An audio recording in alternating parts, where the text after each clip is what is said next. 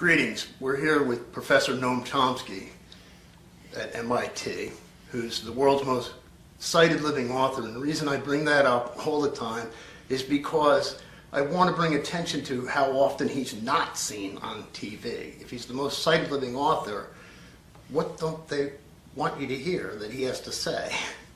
Well, anyway, the reason that I'm here today, Noam, is that I've run for Congress a couple times, as you know, and what I've seen and what's a disturbing factor I've seen is the rise of the Libertarian Party in the United States. And I want to ask you to give us a little background on the history of how libertarianism in the U.S. has strayed from its origins in Europe. Well, the libertarian conceptions basically come out of classical liberalism, 17th, 18th century classical liberalism. It's the core principles of classical liberalism were opposition to illegitimate authority.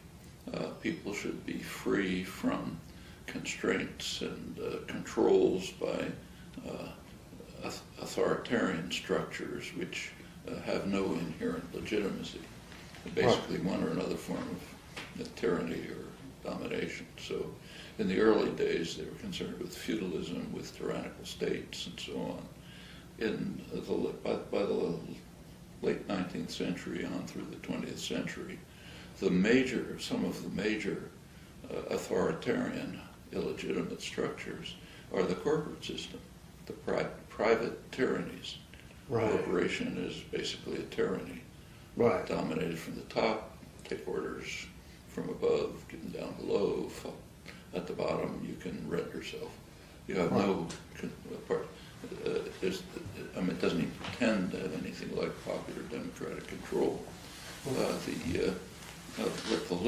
With the so-called libertarian movement in the United States, which incidentally, friends, I often agree with them on that. But their policies, whatever their goals may be, their policies tend to drive people under the control of the worst possible form of tyranny, unaccountable private tyranny. Right. And that's the opposite of libertarianism.